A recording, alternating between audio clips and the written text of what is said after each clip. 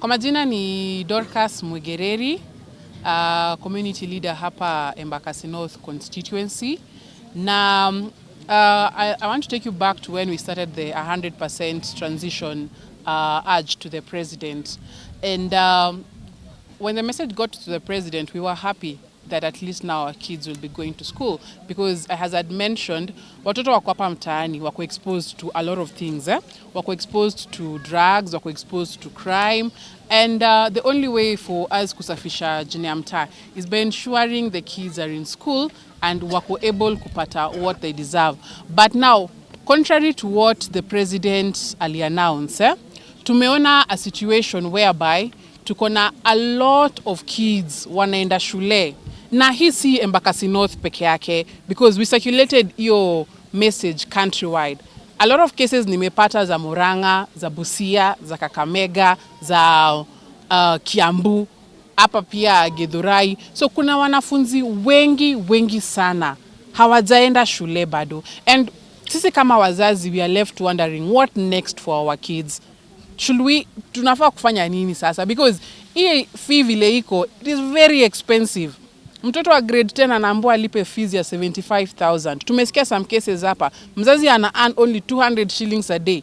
Oni mzazi ako na watoto wengine, wanafaa kukula, wanafaa kulipa rent. So hiyo fee ya 75,000, hata mkiambia mzazi ya save, huyo atachukua miaka ngapi kusave such kind of amount? Ni ngumu sana. Na sasa mimi kile sielewi ni Mr. President, and I will direct this to you again. Hiyo directive ulipeana, was it a directive ndio watu wanyamaze? Ama ni directive enye there was a plan to make sure wanafunzi wanaenda shule? Because vile si tunaona, hakuna plan, directive imepeanwa, but who is supposed to execute? Ni nani anafaa ku make sure principals hawatuambii tukujie mabarua State House? Because that is the next step tutafanya. Kama hawa watoto hawataenda shule, tutavaa uniform zetu, we still have them, na tutakuja kwa office of the president, and we will not get tired to say our watoto waende shule. If necessary, sai serikali iko na enough resources. Mr. President, tafadhali, peana capitation kwa shule, increase the capitation kwa shule, and let these kids go to school. Sai, it's only 2 to 3 weeks. Wengine wakuje midterm. Hawa watoto, atujaleta leo, we have not mobilized by the way. Hawa ni wale tu tumeambia, kujeni. But hata kwa imta, this number hata haijafika a third of what is here. Na hii ni Embakasi North peke yake. So Mr. President, tafadhali, hii kitu needs to be taken with the seriousness it deserves. Sit down with the stakeholders, tafadhali, and make sure hizi mikakati za kuensure wanafunzi wameenda na wamesettle shule ikue ni kitu yenye inafanyika. Otherwise tuna condemn hii generation. Tunafanya hii generation itakuja, how will we get to a point tunaambia wanafunzi wengine wa work hard? Tutaambia wakini hard muende shule mfanye nini? Watatuambia hawa wali work hard wako nyumbani. Why should we work hard? So Mr. President, tafadhali, take this thing with the urgency and the seriousness it deserve. Kaa chini na the stakeholders tafadhali, and make sure hii transition, it's not just a word enye tuna proclaim, but ni kitu enye itakuwa actualized. Tukipeleka mwanafunzi shule, haturudishwi. That is what has happened. Hawa wanafunzi wote wako hapa, a majority of them wameenda shule, wamerudishwa.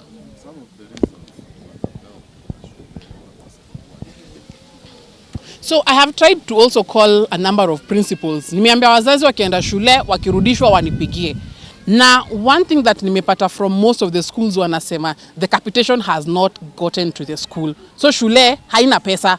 So wanatuuliza tunafaa kurun shule aje? Mtoto akikuja boarding school lazima akule, lazima kukue na resources, and that is why we need the money. So ni kama pia from the walimu side, so sijui kama ni kujitetea wanajitetea ama ni ukweli capitation haijatumwa, but from the school side wanasema hakuna resources za kurun shule. So wanatuma wanafunzi waende walete pesa, at least ndio pia waweze kujikimu. So at the end of the day, this lies on the government side.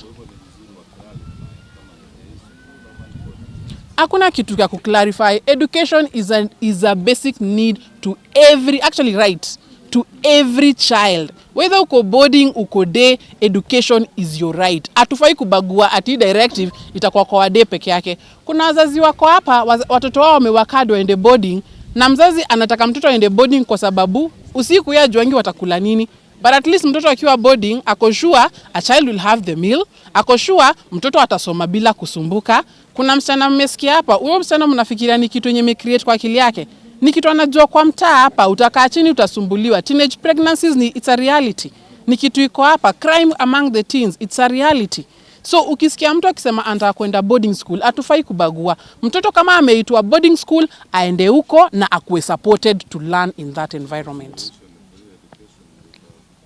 So for now, kwa sababu it's an urgent need, the government can waiver the fee. If ya sahi, government iwaiver for this term, na mzazi akayekijua kila anaanza kujipanga ni kuanzia next term. Juu kama sahi, enyewe, hakuna mzazi anataka kukaa na mtoto kwa nyumba. Ukiona mzazi ako na mtoto kwa nyumba ni kwa sababu hana namna. So if the government can waiver the fee and support the students for this term, na hata pia hii CBC kikuwa rolled out pia wazazi wakutayarishwa. So if it can be waived, watoto waingie shule, that can be a very good thing. Any well-wisher who is able and willing to support these kids, please reach out. Let's try to support at least waende shule, wate kwa at least hapa kwa mtaa. So this is my plea to well-wishers to reach out and support these kids. Thank you.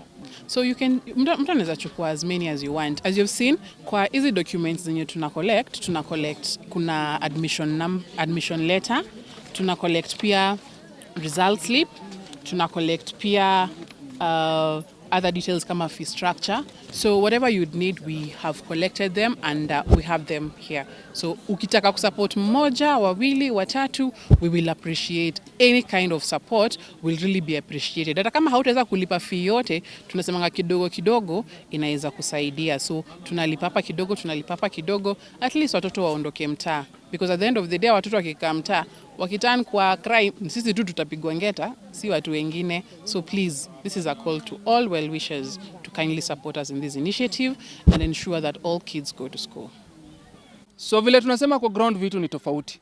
Na hiyo ground yenye vitu ziko tofauti, that is why we are here. So suppose the directive were practical, we could not be here. But simply because the directive have been given by the president, the CS for education, but even there is a big gap. Hapa kuna mtu anachezewa ambaye ni mwalimu, ambaye ni watoto na wazazi. Kwa sababu there is the directive from the president directing the head of the institution to ensure that the children go to school. Ukifika pale kuna blockage. But it is something that is applicable, it is something because whatever we are demanding is a right. So the only thing is enforcing and having people of goodwill. Because even we are wondering, where are our leaders? Where are the MPs? They are not even speaking about the issues of education. So is it a priority to them or is it not a priority? Yes, the president have given the directive. You as a member of parliament, have you gone down to the ground to be able to understand these issues? The answer is no. So definitely we have even the leaders who are not concerned about education of our children. As for them, watoto wao wamepelekwa huko ngambo ama wameweza kumanage kuwalipia school fees. What about mtoto wa mama mboga, mtu wa ndudhi ambaye this government collectively was for kuweza kuinua maisha ya mtu ambaye ako chini. So ours is just a call and the essence in terms of some of these demands and understanding the underlying challenges. Beyond the aspect of school fees, kuna issues the uniform, kuna issues pia the placement of where these kids have been placed. So that we can be able to have those statistics holistically, and it's an approach that we work collectively with the government and grassroots leaders to be able to ensure that this thing is fully implemented and realized.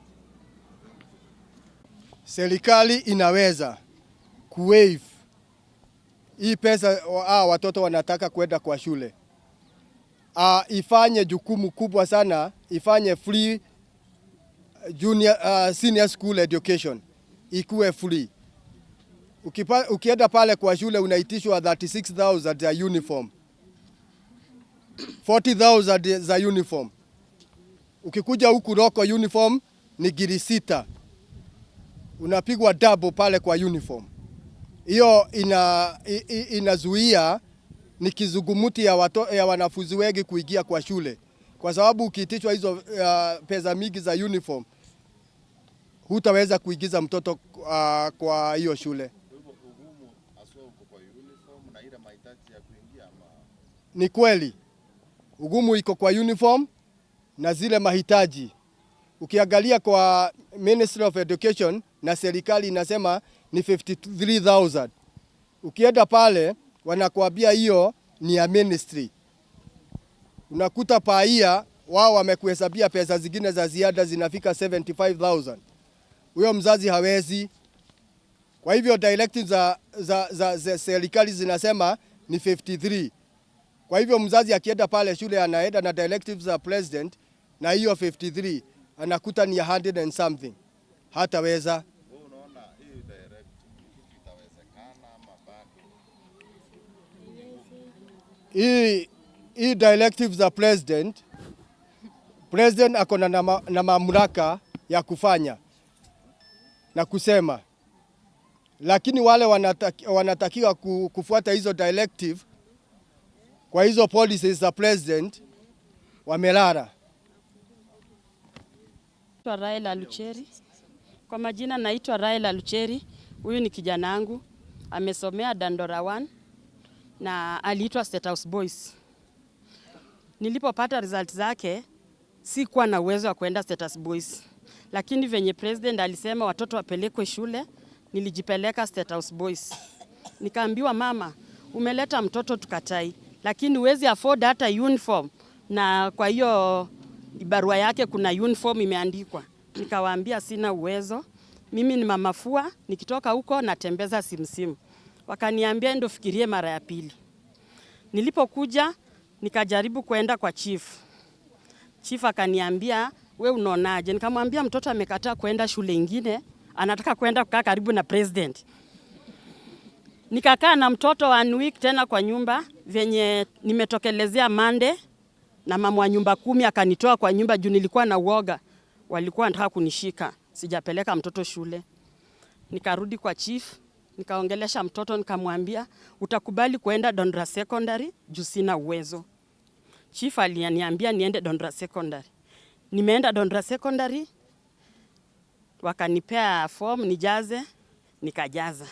Nilipojaza nikirudisha sasa, wameniambia mtoto hata ingia darasa kama una 10,000 ya uniform na udeposit 10,000. Ukisha deposit hizo ukuje tukupea admission number. Ningali niko na makaratasi hapa, sijarudisha hiyo shule juu sina hiyo uwezo. Nimeamua kukaa na mtoto, labda president aongee mara ya pili. Juu kiwa hapo kwa secretary anakuuliza venye umenona hivyo. Umekaa na mtoto the whole year without saving anything. Kusema kweli wa mama kufua saa hii hakuna vibarua. Unatembeza simsimu za 300, uko na watoto 4. Unapata 150. Utakula ama utalipa school fees? Hii ni Dandora. My boy ako na 15 years. Ataingia kwa shida. My name is Peter Ndongo Kamande. I studied in Wangu Comprehensive School and scored 69 points in my KIDSE examination. I was called to Ndururumo High School in Laikipia, Nyahururu sub-county, but up to this point I have not been able to go to school due to financial constraints.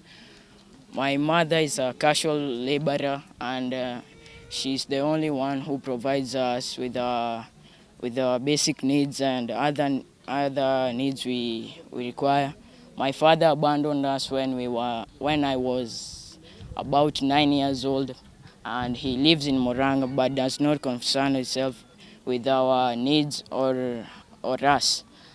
I would like to call upon all possible sponsors or well-wishers to please assist us to go to school. Majina yangu naitwa Priscilla Mumbi. Mimi ni mtoto ni msasi wa Peter Ndongo. Na mahali nimefika mahali sina uwezo wa kumpeleka shule. Amepita lakini nimeshindwa kumfundisha. Nilia tu. Ongea na confidence. Ndio sitabiki sitaweza. Kata kwa sawa. Hai. Sasa naomba mwenye anaweza wa kunisaidia kumsomesha. Anisaidie tu, nitashukuru. My name is Marilyn Wanjiru Waithera. Na tulienda shule, mam kwa ajili ya kukuwa na pesa, tukarudishwa. Na mam is a single mother na anafanya kazi ya vibarua, lakini mama hana pesa ya kuniingiza shule yenye nataka. So imekuwa challenge kwangu kwa ajili ananiambia niende day school na mimi sitaki kwenda day school. My career pathway is social sciences na nilipata 48 points. Mungu anisaidia nikapata 48 points, lakini mimi nataka kujoin shule yenye mimi nataka kwa jimi, sitaki kwenda day school, na kwa jili day school girls wako na challenge kama kusimamishwa na vijana kwa barabara, watu wa pikipiki kuwadanganya. Hiyo ndio inafanya sitaki kwenda day school. Siwezi kumbuka siku yenye tulienda, lakini mama aliambiwa turudi home na kwanza atafute pesa ya school fee na za uniform. Na feel vibaya kwa jili vile president aliongea, hakusema ni shule gani mtu anafaa kupelekwa, hakusema ni day school ama boarding school. Yeye alisema tu watu wapelekwe, lakini kwa jili principals wanakataa, tukarudishwa. My name is Aisha Nasimiu Rajab, a former student of Wangu Comprehensive School, where I did my KEDC examination. I got to score 66 points out of 72, and due to economic hardships, I haven't been able to report it to school. I come from an economically disadvantaged family where both of my parents are casual laborers. Them raising such a huge amount for me to go to school is an issue to them. I am eager to learn, and I call out upon any well-wisher who is out there to help me and all the others who haven't been able to join school. And as per the directive order of the president that students were supposed to arrive at school with or without uniform and school fees, yes, we did go to school, a national school, and upon arriving, one of the staff members told us that, yes, it's an order, we can take you in, but what about the boarding equipment? How will the girl be able to survive in a boarding school without anything, without any boarding equipment, and the stigma that she'll be associated with?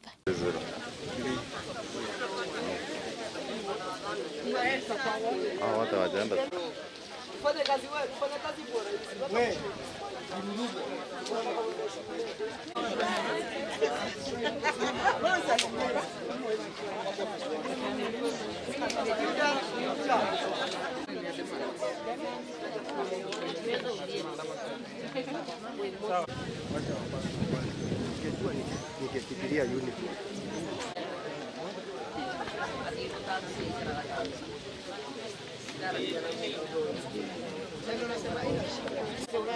Kila mtu anashika.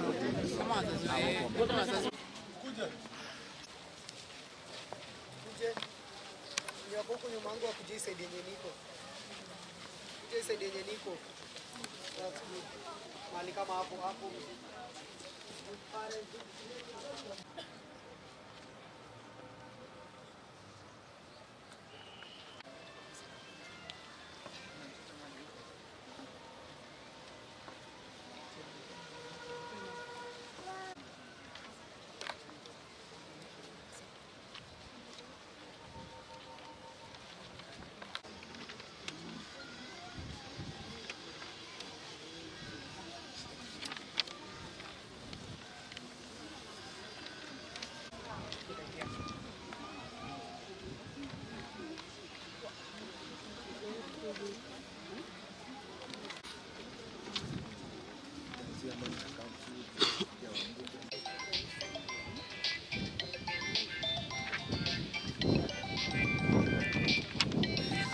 Hauna hiyo leta yako hapa? Haina shida.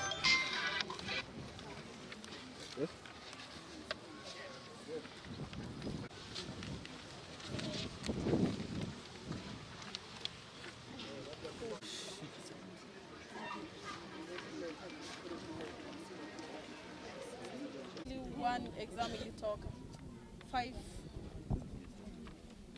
5. Kwa majina ni Dorcas Mugereri. Inasikika? Tutulia kidogo. Kuna hizi calling letters mtuachie. Alafu pia ningependa kuwaomba tena msichoke. Na the same nimewaambia, ukienda urudishwe, piga simu.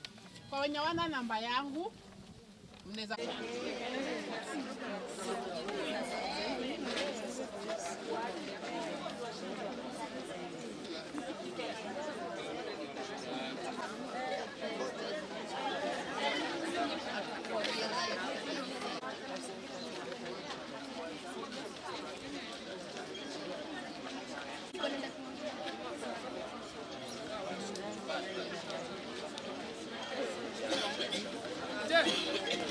Kuna Jomo Kenyatta Girls iko wapi? Kuna Dandora Secondary. Hii inafaa hii eka kando. Hiyo tutabidi tu separate hizi. So unaona ziko kesi kadhaa. So tuko na